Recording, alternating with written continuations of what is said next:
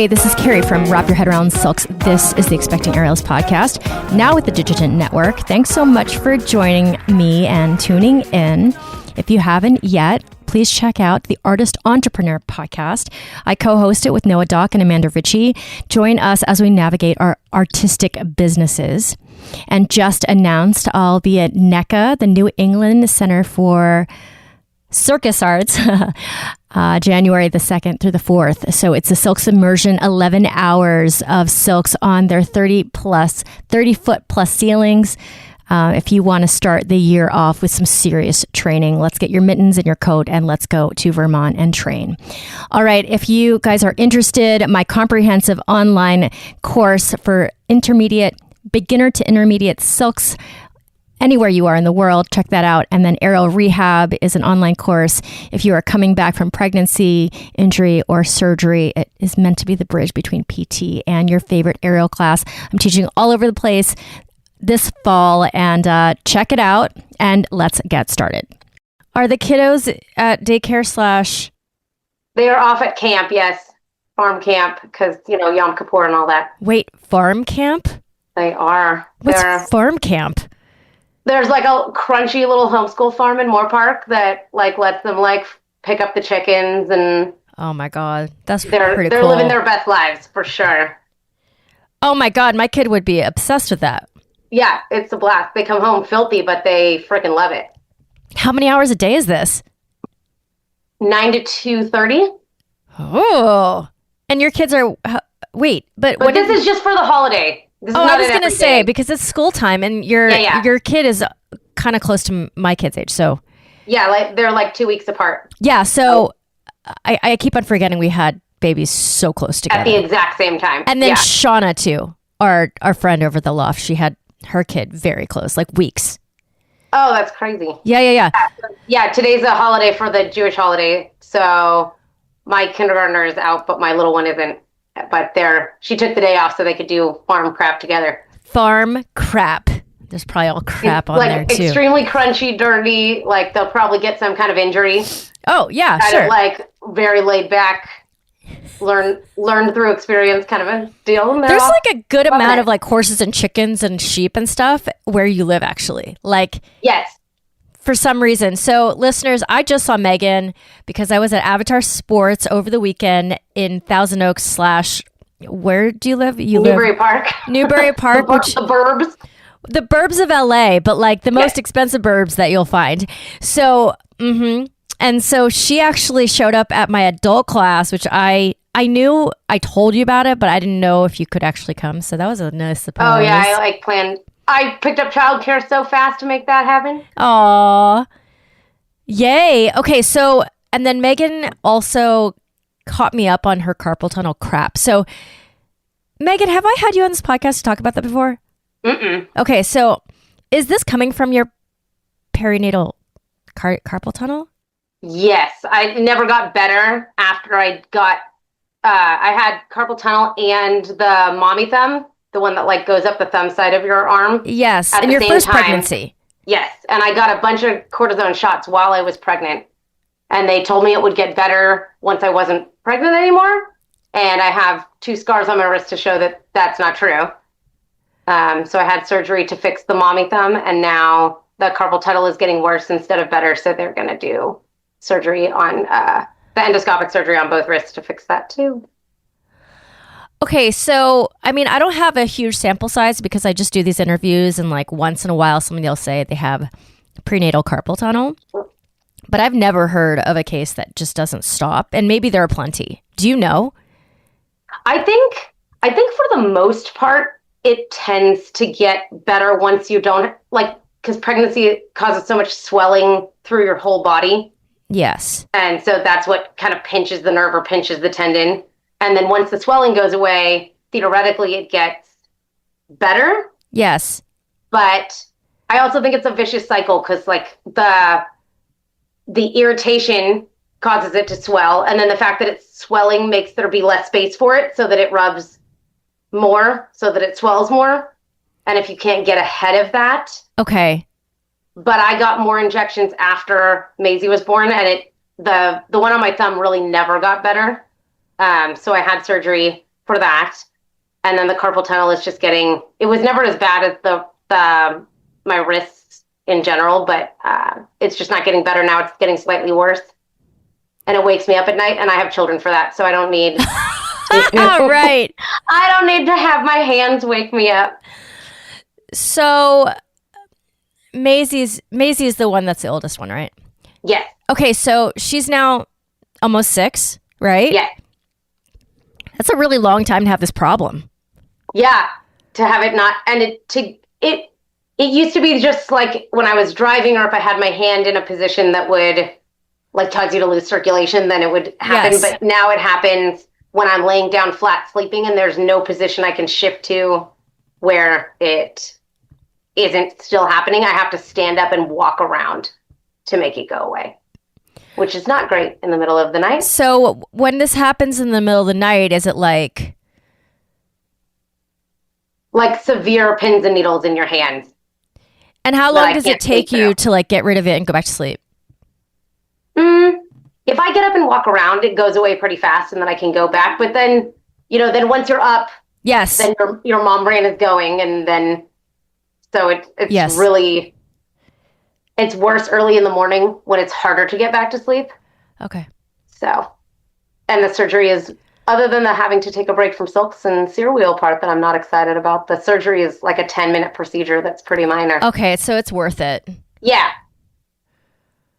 Yeah, I think it'll be worth it in the long run to not have any permanent damage to the nerve or the muscle, and just you fix it and it's done.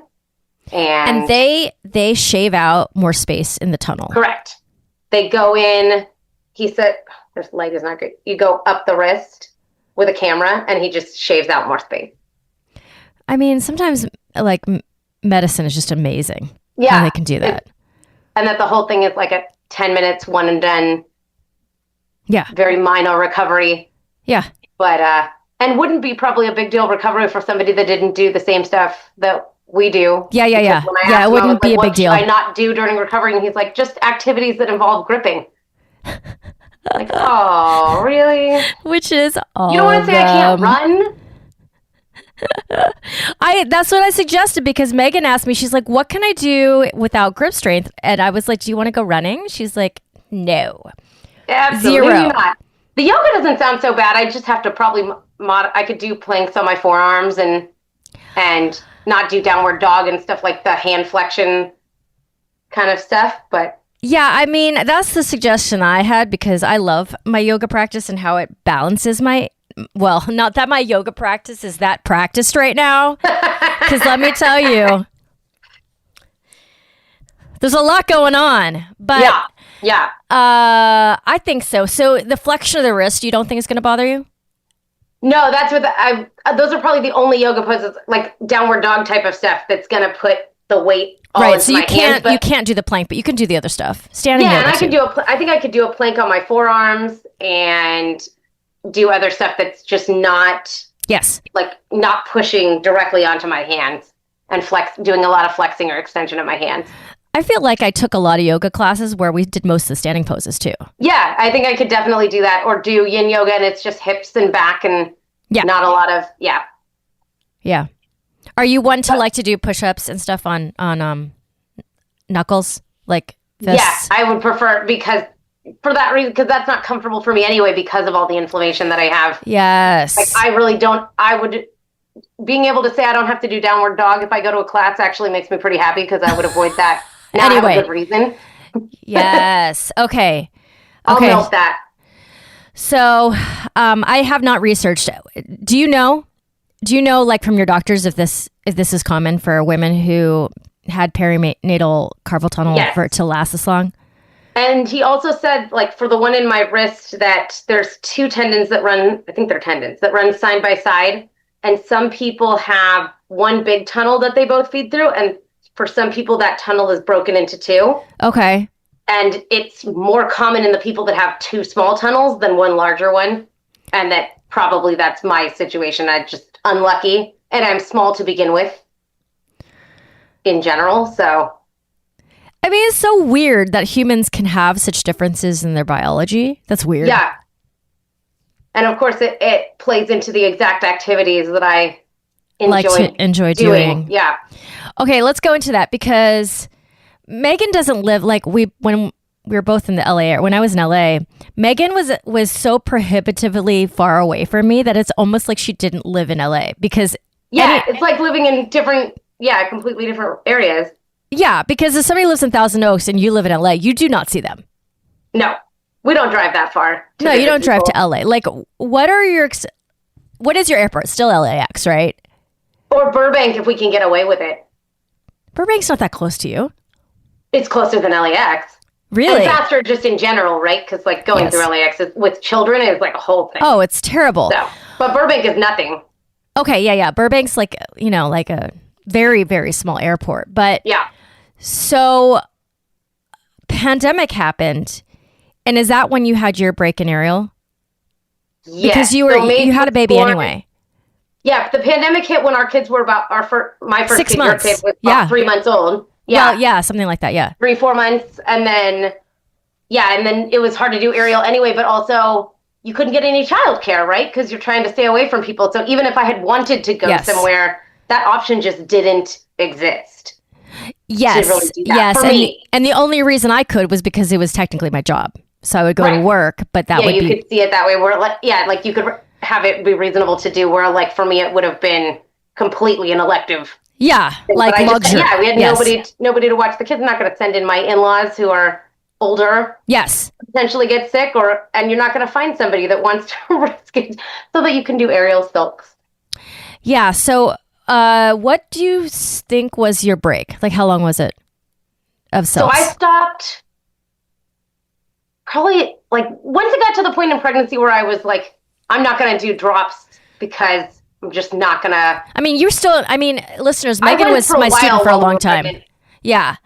So she was with me, and this is like 7 years ago, right? So you were in your pregnancy trying to like do modified stuff. Right. And then you were on like a modified bed rest. And I remember that getting to that point. And then once I couldn't do drops, and I was getting to the point where I was like, I'm not going to climb up and do stuff on the, like, when do I ever fall? But like, why would I even play around with that for when it's not a necessity? And so I think I stopped, must have been like midway through toward the end of the second trimester, maybe. Okay. Yeah. And then occasionally I think coming to do Pilates with you at your house. Yes. But yes. Then the pandemic hit. And I don't know that I saw you much again after that, only a handful of times. No, I know. Because to come to class, right, it's the 90-minute class. It's almost an hour driving each way. Yeah, which is why you found... pay for class and then pay for 4 hours of childcare to take class. So I know. I don't know. Yeah. So, okay, wait. How long did you take a break then? So I started back up again. I want to say it was right around October, but I want to say it's 2 years now in October. Okay, 2 years in October that you've been back. Yes. Oh, that's pretty good. So you took like a 4-year break. Yes. And then just a hair more than 4 years, I would say even. And when you did go back, what did it feel like? Was it like, okay, this is worse than I thought? I mean, it was great to be back and frustrating, right? Because I remember how to do an S-wrap. I remember how to do a straddle up, but physically it just took time to come back to being able to do those things. Okay, wait. Also, when you already had your second kid by then. Mm-hmm. I mean, it's kind of like efficient of you to just do it after the second kid. Yeah, like to try to come in and to come out, and then again, like with coordinating childcare, like when she's in preschool, that's kind of like you got to do what you got to. I could do what I want to do during that time and find morning classes to take, but when it was like I'm directly paying a nanny for the hour that I'm gone, now taking silks becomes quite an expensive activity to do. But with them being at school now, I think it's a more reasonable thing to think that I would do that.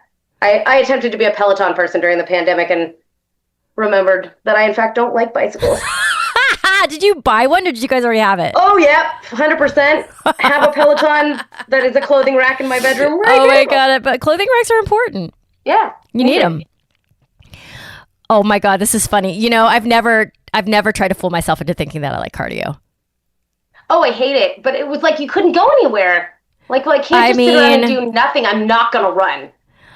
Maybe I can rationalize biking because at least I get to sit while I work out and there's a TV. I'll watch Netflix and take care of myself. Megan, I love you. I forget how dry some of my friends are. My husband doesn't get it. That's not his sense of humor. That's not his sense of humor, dry humor? No, that's a miss for us. Okay, so, I mean, I'm very impressed that you got yourself back in there. And it wasn't hard to do, right? Was it hard for you to get, like, your brain wrapped around that? No, it was, I think the challenge was finding somewhere relatively local to take class because the place that I was going to before I met you was in Westlake, a place called Talent Lab where Brenda was teaching. Yes. And no longer that place is closed? Yeah, they closed. Okay. And then that's when I found you.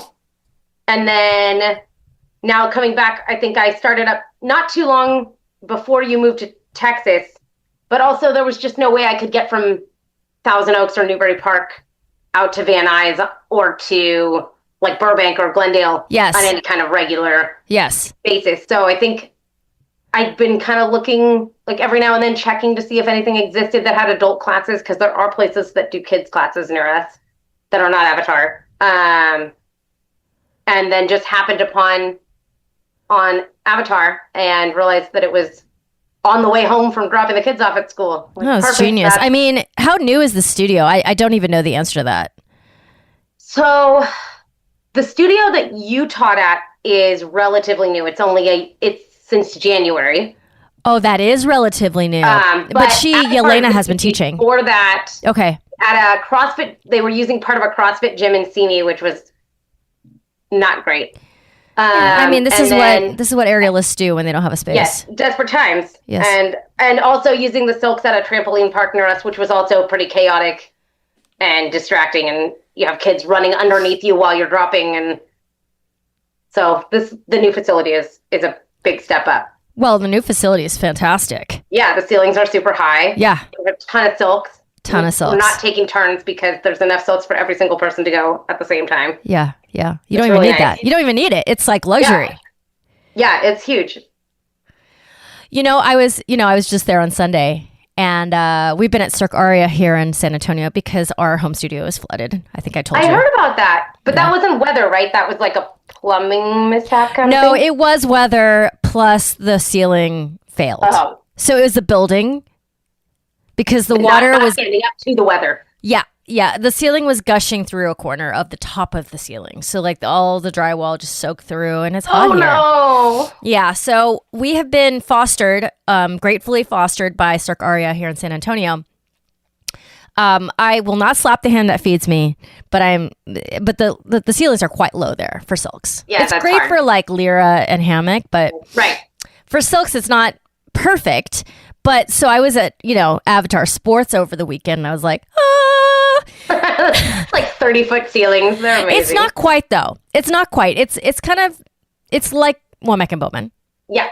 It's like Womack and Bowman, but oh my God, I was like, I can do things, but wait, I'm tired. Flying around. And most of the students there are not adult like hobbyists. They're like teens who want to do it. So it's a very interesting split. That are traveling the world competing kind of. Yeah. Very serious teenage aerialists for sure. Mm-hmm. Was it like training with them? Is it like... So I actually don't train with them the vast majority of the time because I come in the mornings while they're in school. Oh, so you're with the adults no matter what. Yeah, I'm always with adults. Okay. And then when I come for serial in the evening is when the kids are working. So I'm seeing them in the background doing all these like crazy like release drops and stuff where I'm just like, I would never. Yeah. I don't either. I don't do those. Yeah. But not great for carpal tunnel, by the way. I don't cross paths with them except in the summer, maybe when they're off. Can you imagine you have carpal tunnel and you're like, I want to do that? No. Like open drops for me. I'm just like, if the audience can't appreciate how much more dangerous that is, risk there is involved in that. Yeah. Hard. I mean, you go to Cirque du Soleil and it's all a bunch of single stars and they're pulled up by a pulley they don't climb. Yeah. And everyone goes, like, oh, why am I trying so hard? That whole winch situation where they pull you up to the top and you don't have to climb. That's genius. Remarkable. It's remarkable. Yeah, so they do all this crazy stuff because they're competing at a high level. Right. And I mean, what I appreciate is that I still have something to bring to the table because I'm just like, I mean, they're doing pretty good, but you know, when you're 14, how much artistry do you have? Yeah. Well, it's kind of, I feel like what's happened to the field of gymnastics too, right? That like it all became all power tumbling and there's nothing artistic about it anymore. It's about how many rotations you can get kind of stuff. Like it's changed to where they're doing the biggest drops to try to wow instead of realizing that you don't have to drop it all and it can be more impressive. I mean, definitely there are rules and stuff around the competition where they have to like, you know, Amanda said to me before that, oh, Amanda's your teacher, right? I've actually never taken her class. I've taken Minda's class. Oh. But all the morning classes are all Yelena. Oh, Yelena's your teacher. Yeah. Oh my God, Yelena's the owner. She's awesome. Yeah. So, okay, yeah. That all makes sense now. But where was I? My brain fog is bad recently. Megan, what the fuck was I just talking about?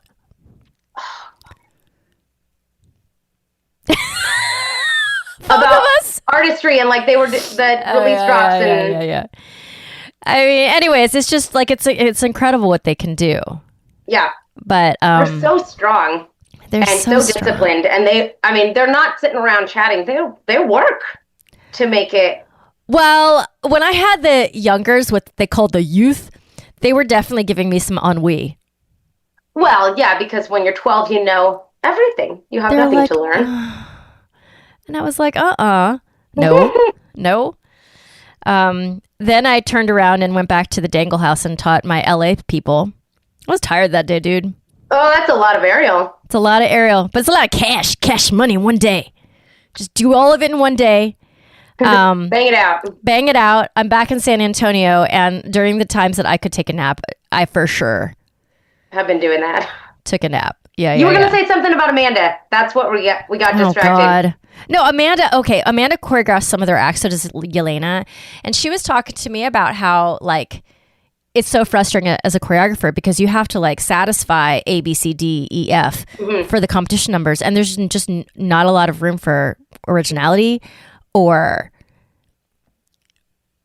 like, it's not a fun process for her anymore to put these routines together because she's just so limited by the rules. And I'm sure artistic gymnastics is the same. And you used to do gymnastics, right, Megan? You used to do gymnastics.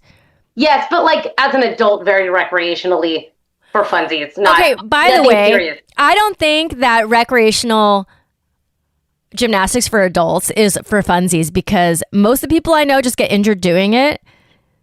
And it feels pretty insane. I mean, I'm not going to say I didn't get injured. But it was fun. Like, were you doing back handsprings? Were you doing like back handsprings and stuff? Yeah, like, but with spotting because I just don't need to be injured. So I can do a round up back handspring, back tuck while somebody stands there and makes me feel safe about it. I'm just not wanting to. I don't need to prove anything to myself at the risk of being injured. Somebody out there needs to come on the podcast and give me the pros for this practice because I mean I have a student who is a ex-gymnast and she's an aerialist and she would go like randomly to like open gym for gymnastics and she'd be like my body hurts like nothing I ever do in aerial hurts that bad. Yeah. Because it's impactful. It's so it's high impact on your wrists and your knees and your ankles and now I don't do that. I have no interest in going back and trying. I mean, I can understand. To take my pelvic floor on another trampoline journey. I mean, maybe it gives you the same feeling as like I do when I take a ballet class because I like, oh, this feels good. It's from my childhood. Like it feels good on me. But then it's different. For the nostalgia of it, I love to take a ballet class. Yeah. There are ballet classes out here for adults. I just haven't. I don't know if I'm going to crack that nut for a while. I feel like there's so many other nuts to crack. So little time. So little What is time. the aerial community in San Antonio? It's beautiful. It's smaller. And it's like, it can be a little bit like, nails out. Okay. But only a little bit. I haven't actually experienced any of that. I've had a beautiful time with the San Antonio. Oh, that's great. Aerial community. Really good time. But also I'm not teaching advanced people because I'm just building my own clientele. So that makes sense. They're all beginners. So Megan's a mama of 2. You got 2 girls. I do. What are their ages right now? Maisie will be 6 the beginning of November, and Madeline is 3.5. Number 1, do you ever regret starting both names with an M? You mean because my name also starts with an M? Yes. We get mixed up. Yeah, we mix each other up all the time. People call us by the wrong name. My mom did that with me and my siblings. Was that a good idea? Or do you still stand by that idea? It wasn't intentional. It just happened out that way that we had picked both names because we liked them and they just all happened. Oh. It wasn't like I want all M's. A bunch of kids named George. Yeah, it wasn't. It wasn't a deliberate act. Just the way that it worked out. Okay, so what are the challenges at this stage? In what kind of challenges? Mom challenges. So my second child is very typical second child, I feel like. She's definitely a jump first to think later kind of kid. Okay. Which is not my personality, so it's very hard for me to relate to being that non-risk averse. But she also will do all kinds of crazy things because she's not afraid to do them, where my 5-year-old is just like me and very much in her head and not a fan of large groups or loud noises or any of those things. But is loving kindergarten. It's the best thing that ever happened to her. And loves aerial silks and takes class weekly now. We have a silk in our house and she's inventing drops and came to class on Monday with Yelena to show off the fact that she had taught herself to Russian climb, never having been taught it. Wow. Because she was climbing with just her arms. In all her classes before that. There's that. And that's something I'm working back to being able to do with her only method of climbing. But we found her upside down in our living room once with her legs crocheted, just hanging by her feet. Maybe we need to take class and get a mat. I love this. When it comes to feeling you have 2, so it's so different. Have you felt glimmers of having more independence for yourself? As they get old, now I'm thinking about, in California, I don't know if this is a thing everywhere, they have TK, which is junior 4-year-old kindergarten. They do not, well, they call it pre-K, but you're paying for it. Yeah. Oh, yeah. This is in the same public school. Right. That's K through 5. It's now TK. Yes. So next school year, Madeline will be in TK. Maisie will be in first. And so Madeline will be in school 8:15 to 1:20. Maisie will be in school 8:15 to 2:40. I don't know what I'm going to do with myself. Girl. Every time.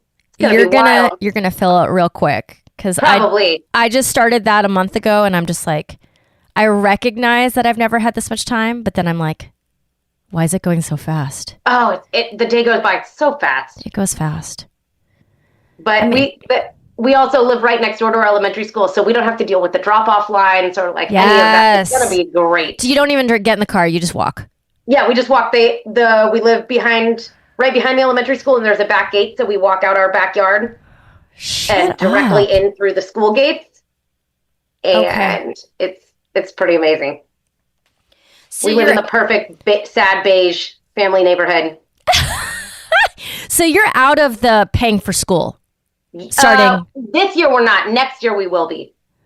And is that going to be out of diapers type of moment? Yeah, we're doing school she's in preschool 3 hours a day, and it's $1,200 a month. Yeah. So that'll be a real nice break. Can pay for all the aerial I want with that money. Yeah. Megan, you used to work part-time. Do you now? I do the accounting now for the family business. The family Stanton business. Okay, yeah. you do the books, which is what my mom used to do for my dad. dad. All the mathing for it. I used to be a private tutor for a long time. Yeah, so you know math. But not this kind of math. This was I had to get tutored for this kind of math. Really? Taxes and like QuickBooks. Oh, yeah. That came up in my tutoring. QuickBooks is One calculus. I can pull that right up in my brain. This is a different enchilada. So would you go back to tutoring? Did you love doing that or no? I love tutoring. I miss tutoring, but all the tutoring would happen at the time when my kids are not in school. Yes. So to trade that for kid time, no. Kid time is not worth it. But I think I could see going and being like a night nanny or like What's a night nanny? The thing that got me through my second child. Wait, how would you do that? Those are your sleeping hours. Because then if they're at school, I could theoretically night nanny, get home, take them to school, and come back and sleep. Technically. It's a pretty good paying gig, and if you can get the baby to actually sleep for part of the time, then you're not awake the whole night, making $50, $60 an hour. Oh, I never thought about that. Okay. And I like the little teeny babies. You like the little teensy babies. And then you can give them back. And you can go home and not have any teeny babies around. I mean, honestly, like the whole tutoring thing, that is a rough gig when you're a parent because it's the exact same hours. It was a great pre-kid experience. Right. But, it would be hard now, for sure. So interesting. I never really thought about these things. I mean, it's hard to tell a young person, be like, okay, you have to think about the career you want and like, when will you actually be working during the day? Or will you be working with all women like I am now? It's glorious. I didn't realize when I was younger that I was going to find so much peace in working just with women because men are a hot mess, whether or not it's a sexual harassment problem, whether it's injustices and like sexism. Yep. And whether it be Pilates or aerial, I'm working with gay men and women. Yep. Peace. Easy. Yeah, I think to have been a tutor as a 20-something single man would have been a much different experience where I would have needed parents home and like there would have been all these hurdles where like for me being 25 and female, I could be at anybody's house at any time and nobody would blink because they don't find that they're not worried threatening. Yeah. I mean, it's so interesting. Like you don't think about these just things you have to think about. Job. Yeah. Or like being a tutor and then having to float myself through the summer on all different things. No retirement, no benefit, that kind of stuff. Yeah. The gig working. Yeah. But I have to say, both of those, my job and your job, your previous job, kind of AI proof in a way. Agreed. Yes. Like there's no substitute for one-on-one interaction or like we're doing with Silks. A computer just can't, it's not going to spot you. It's not going to teach you. Although I do think Instagram has been amazing for learning new sequences and drops and all kinds of cool things and more ways into the SRAP than I ever thought were possible. I know. Well, and then also just like for creativeness, because I don't necessarily need, whole sequences fed to me, but sometimes just like a seed of something that I'd not seen before. And you can see how it could connect to something that you would have never connected it Absolutely.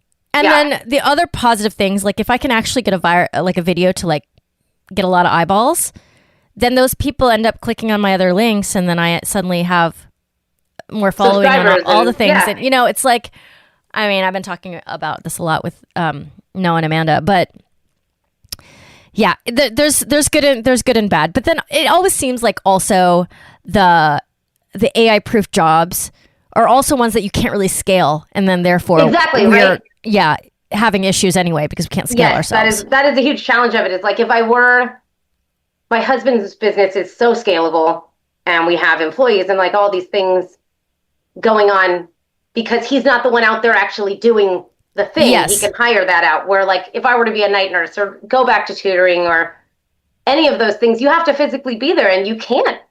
Yeah. You can't make money when you're not there. Correct. Just to give our listeners a background on what you're talking about. So the Stantons have a pool business in LA, which is very useful. Construction and service and the whole And I think San Fernando Valley has the highest density of pools in the U.S. So really, customers abound. Oh my God, it's busy over there, huh? It is. Because even in the wintertime, are you guys building a lot of pools? Yes, you would think that would be the slow, like people are like, oh, we'll do it in the slow season. I'm like, no, that isn't the slow season. That's no, because they want their pool pool for the next cutting year. up their pool. Yes. Because they're not swimming in it. Yes. So it's busy. It's really busy all the time. We don't really even have a slow season anymore. I love meeting people with fully different careers, because I think you guys are the only pool people I know, and it's nice to know. It's like, oh, how does that work? You know? I think the biggest challenge of it is, I mean, it's a lot of time, but it's also like a word of mouth and review based business where like you're beholden to a whole bunch of people who've spent a bunch of money and want perfection and will threaten you when they don't get it. Yelp reviews, and so that adds a lot of stress to our lives and that aspect. But we get to be at home with our kids, and that's and do things like take aerial at 9:00 on a Monday morning, which if I went out and worked a 9 to 5, that wouldn't be a possibility for me. So it's very nice to have that kind of freedom. How many hours a week do you think you work on the books? Is it like part-time? Is it like 15, 20 hours a week? Yeah, it's part-time. Because so I do the books, I do our payroll. And so and I do like write contracts and a lot of like office mishigas, but it's somewhat flexible in like the sense that like, yes, we need that contract by Wednesday, but when between now and Wednesday that happens is nobody's calling me saying, do you have it right this second? So it allows me to run out when they're laughing hysterically and find out why they're laughing and be there for back to school night and be a room parent and do all the things. By the way, did you see Breaking Bad? No. So the wife, they own a car wash and they're basically money laundering through the car wash. Okay. This is perfect setup, by the way. There's a recession-proof plan, and things taken a downturn.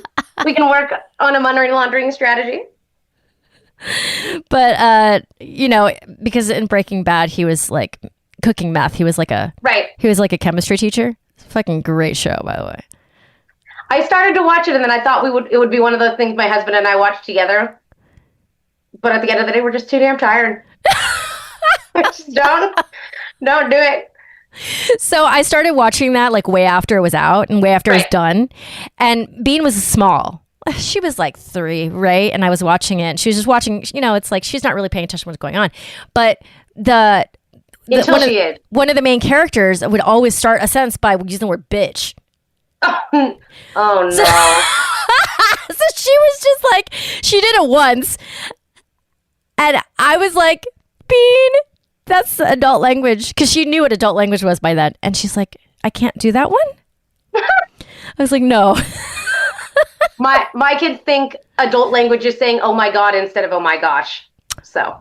Oh, you guys are a different household than us. We also, we put the word stupid in adult language because we didn't want her saying it. Yeah, that would be adult language in our house too. Yeah. But like, if she's like, my friend at school said the F word, mommy. Uh-oh. Shit, they shouldn't have done that, mommy. I was like, well, she knows what the word is. She just knows she's not allowed to say it. Yeah, Maisie does not know any of those words, but she does have a burn book where she writes about us when we upset her. And she be in there writing, mommy was a little bit rude. And what does she do with it? She just has it on her bed so that whenever we piss her off, she can go and just make a note of it for her records. Her records. So yes. Bean has now 2 notebooks that one's a diary and one's a journal, and somehow they're differentiated. And it's her secret. I have to know. I don't know. One of them has more artwork than the other one. And okay, so I'm thinking the diary is writing and the journal is artwork, right? Or is that I'm not really sure, but then she told my mom, she's just like, it's my secrets, you're not allowed in there. Meanwhile, it's like in Crayola marker, and it's just a bunch of triangles. Oh my God, so funny. Megan, I appreciate you coming on, and I'm so glad. Like, it's really nice to like reconnect and like, oh, come on the podcast, we'll catch up for an hour. It's great. You have to schedule it. We have to schedule it nowadays, but it's mom days have to be scheduled. There's no spontaneous hangout. No. No. And also for me, I'm just like, I don't need to have a conversation, not have it recorded for the rest of the world. Like that would be inefficient. We need to do both. Thank you, Megan, for coming on, and I'll have you on after the after the surgery. Yeah, see how I manage my 2 months off, and then how I get back. Mm-hmm. Yeah. Oh my God. The stamina doesn't come back now at nearly 40 the way that it did earlier in life. It'll come back though. I'm having Jennifer on, your classmate over at Avatar Sports. She's coming on next week. So, oh, awesome. You know, she has kids about the same age, I think, too. Oh, lovely. Just a son and a daughter, too. Lovely. Okay, Megan, have a wonderful day. Bye. Thank you. Bye. My listeners, if you would honor me with a 5-star rating and review, I would appreciate it forever. It is the hardest thing about being a podcaster is to get your podcast out to the people who want to listen. So the best way to do that is to have a good star rating and just ride that algorithm. So I really appreciate if you guys would just open the Apple app and leave me a review. It makes such a difference. I appreciate you. I also have Greener Grass with Digitent Podcasts with my friend Kelly McVeigh. If you want to hear my voice twice a week, it's there for you. It's light, it's heartfelt, and we bring on some really amazing guests. All right, my friends, over and out. This is Carrie from Wrap Your Head Around Silks. This is The Expecting Aerialist.